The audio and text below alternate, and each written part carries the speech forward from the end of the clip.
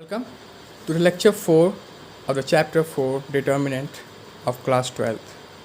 In this lecture we will discuss about the properties of determinant. ठीक है, जैसे कि हमने पिछले लेक्चर में भी क्या कहते हैं प्रॉपर्टीज़ ऑफ डिटरमिनेंट के बारे में पढ़ा था, लेकिन उसमें हमने 4 प्रॉपर्टीज़ के बारे में पढ़ा था. ठीक है, तो अब इसके हम प्रॉपर्टीज ऑफ डिटरमिनेंट के पार्ट 2 में आते हैं.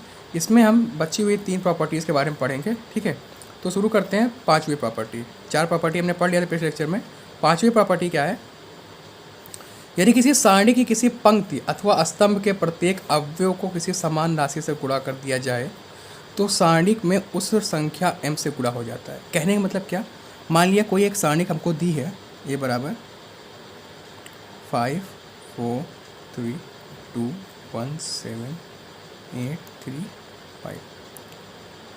कह रहे हैं कि जब इस सारणी में किसी एक अवयव में या किसी एक पंक्ति या किसी एक स्तंभ में गुणा कर दे किसी नंबर से, मान ली कर दिया R1 5 R1 को हम R1 के पे लिख दिए. ठीक है, गुणा करा के तो क्या आ गया?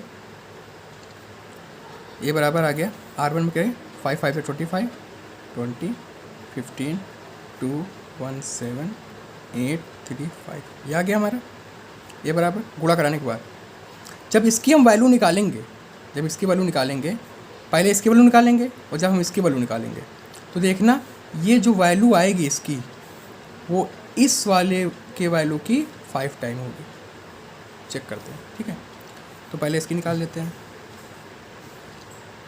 प्लस 5 5 1 जा 5 7 3 जा 21 माइनस 4 5 2 जा 10 8 7 जा 56 प्लस 3 3 2 जा 6 8 1 जा 8. यहाँ कितना बचा? 16 माइनस 16 16 5 जा 80 माइनस 80. यहाँ कितना बचा?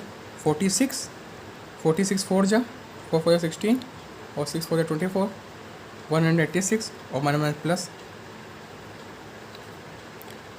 -6 बचा कितना है यहाँ पे 100.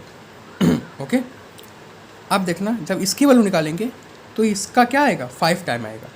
यहाँ वही तो कह रहा है, यदि किसी सारणी की किसी पंक्ति अथवा स्तंभ के प्रत्येक अवयव को, है ना, किसी एक पंक्ति या किसी स्तंभ के प्रत्येक अवयव को किसी समान राशि से गुणा कर दिया जाए तो सारणी में उस संख्या m से गुणा हो जाता है. तो इस सारणी में जो नई संख्या इसमें m से गुणा हो जाता है, वो मतलब उस संख्या से क्या हो जाएगा? गुणा हो जाएगा. तो चेक करेंगे. अब इसका मान निकाल लेंगे.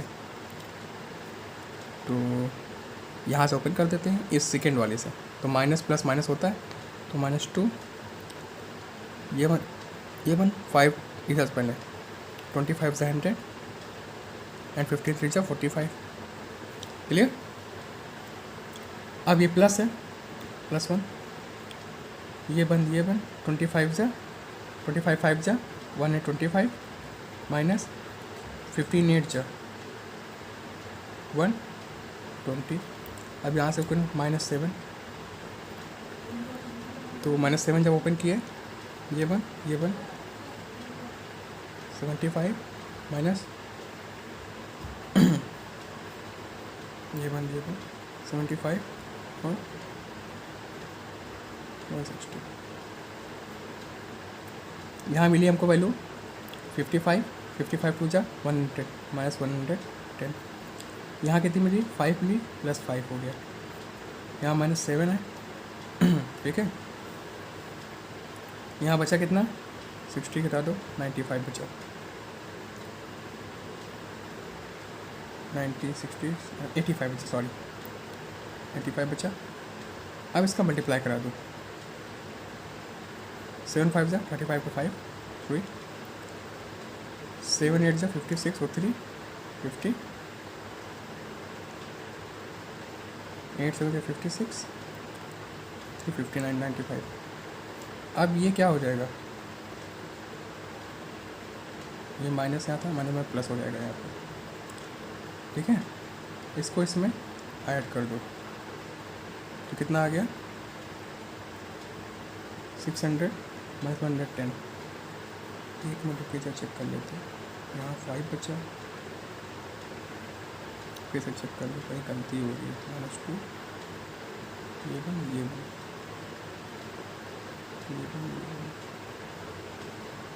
2500 हो जाते हैं 45. ठीक, प्लस 1 ये 1 25 5 7 25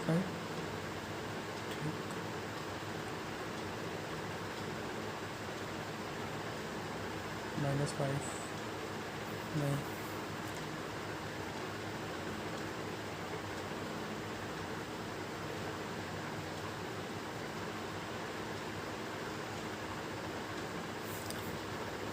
एक मिनट इसको हम फिर से ओके। तो यहाँ पे कितना आ गया हमारा, वो थोड़ी सी मिस्टेक हो गई थी, यहाँ पे थोड़ी मिस्टेक हो गई है, यहाँ 184 होगा, ठीक है। तो ये कितना आ जाएगा हमारा, ये हमारा 98 आ जाएगा।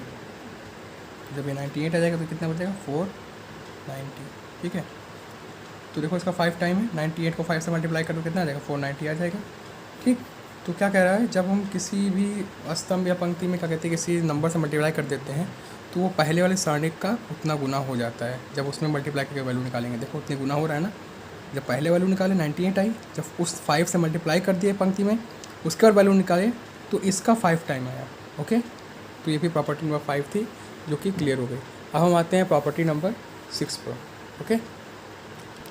प्रॉपर्टी नंबर 6 क्या कह रहा है, यदि किसी सारणिक में किसी पंक्ति अथवा स्तंभ का प्रत्येक अवयव 2 पदों का योगफल हो तो सारणिक को उसी क्रम के 2 सारणिक के योगफल के रूप में व्यक्त किया जा सकता है। कहने का मतलब क्या है कि अगर मान लिया कोई सारणिक या पंक्ति का अथवा स्तंभ का प्रत्येक अवयव क्या हो 2 पदों का योगफल, जैसे मान लिया क्या a + b, b + c है ना, और c + d, और यहाँ पे e f g h i j, okay. ये सारणिक दिया है। अब इसकी कैसे वैल्यू फाइंड आउट करेंगे, तो ये जो a + b दिया है इनको 2 फॉर्म में तोड़ लेंगे सेम ऑर्डर का। कैसे तोड़ेंगे ये ध्यान दो, a b c पहले वाला पंक्ति पहला वाला एलिमेंट लिख लेंगे और फिर सेम वाला नीचे जो पूरा है वैसे लिख लेंगे, क्लियर। और फिर यहाँ बीच में प्लस लगाएंगे और फिर दूसरा एलिमेंट से पूरा उसको लिख लेंगे b c d e f g h i j, clear.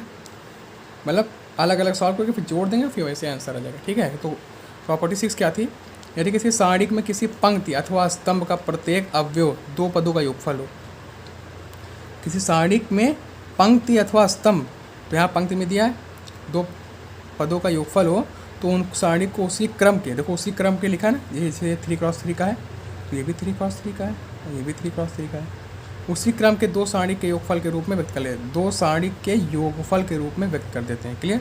अगर यहाँ स्तंभ दिया होता तो स्तंभ को भी ऐसे ब्रेक कर देते, ठीक। तो ये प्रॉपर्टी नंबर 6 आपकी थी। आई होप कि आपको ये भी समझ में आई होगी। इस पे रिलेटेड जब क्वेश्चंस आएंगे तो हम बताएंगे तो आपको ये और क्लियर हो जाएंगे, ठीक है। अब हम आते हैं प्रॉपर्टी नंबर 7 पे, जो कि आपकी लास्ट प्रॉपर्टी है रिलेटेड टू डिटर्मिनेंट, ठीक है। उसके बाद एक्सरसाइज आएगी, एक्सरसाइज 4.2, ठीक है। तो हम आज चलते हैं प्रॉपर्टी नंबर 7 की तरफ।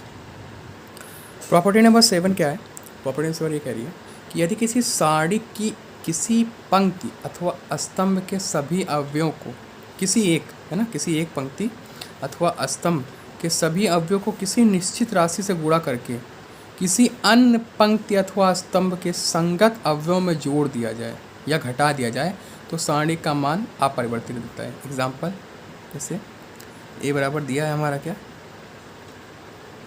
a1 b1 c1, ठीक है, a2 b2 c2 a3 b3 c3, clear. कह रहा है कि यदि किसी सारणी की किसी पंक्ति अथवा स्तंभ के सभी अवयवों को किसी निश्चित संख्या से गुणा कर दिया जाए। अब मान लीजिए यहाँ पे हमने क्या किया, ये स्तंभ है, इसको हमने k से गुणा करा दिया है ना, और इसमें जोड़ दिया a1 + k b1, और यहाँ पे लिख दिया किस पे, पहले रो में a2 + k b2 a3 + k b3, और जो बचा हुआ है उसको ऐसे लिख दिया b2 b3 c1 c2 c3। तो इसकी वैल्यू जो होगी आंसर और इसका जो आंसर होगा वो क्या होगा, सेम होगा, ठीक है। चेक करते कैसे, हमने भी बताया है पिछले प्रॉपर्टी में 6 प्रॉपर्टी में क्या बताया है कि हम अगर कोई भी पंक्ति में या कोई भी स्तंभ में योगफल के रूप में लिखा होगा तो उसको हम 2 पार्ट में तोड़ सकते हैं। तो इसको 2 पार्ट में तोड़ दो, कैसे आएगा, a1 A2 A3, पहले ये वाला पोर्शन लिखेंगे फिर ये दोनों लिख देंगे, B1 B2 B3 C1 C2 C3। अब बीच में प्लस लगाएंगे, अब इधर वाले पोर्शन लिख देंगे।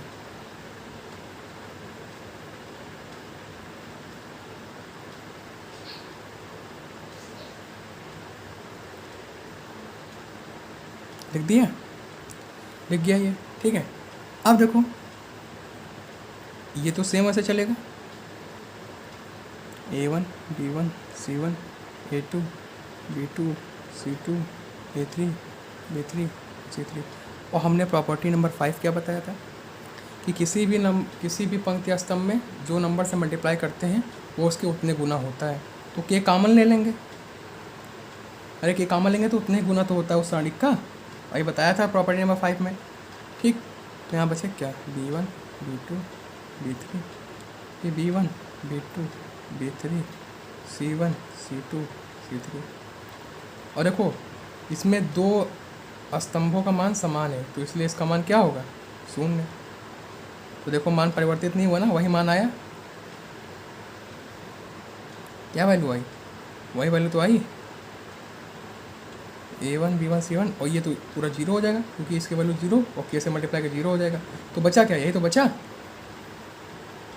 क्या जो सवाल था वही तो बचा, यानी कि किसी सारणी की किसी पंक्ति अथवा स्तंभ में सभी अवयव किसी निश्चित राशि से गुणा करते हैं फिर और किसी अन्य पंक्ति में उसको जोड़ देते हैं गुणा करने के बाद, तो अवयव में जोड़ देते हैं घटा देते हैं तो सारणी का मान अपरिवर्तित रहता है। देखो वही सारणी थी पहले शुरुआत वाली, जोड़ने के बाद हमको भी फिर क्या मिला, सॉल्व करने के बाद वही तो मिला। तो इसीलिए किसी भी स्तंभ या पंक्ति में किसी नंबर से मल्टीप्लाई करने के बाद जब किसी अन्य स्तंभ या पंक्ति में जोड़ते हैं घटाते हैं तो उस सारणी का मान क्या होता है, अपरिवर्तित होता है, ठीक है। तो इसी के साथ आप ये प्रॉपर्टीज़ फिनिश होती हैं। अब हम नेक्स्ट लेक्चर 5 में आपको एक्सरसाइज 4.2 बताएंगे, ठीक है। तब तक के लिए धन्यवाद।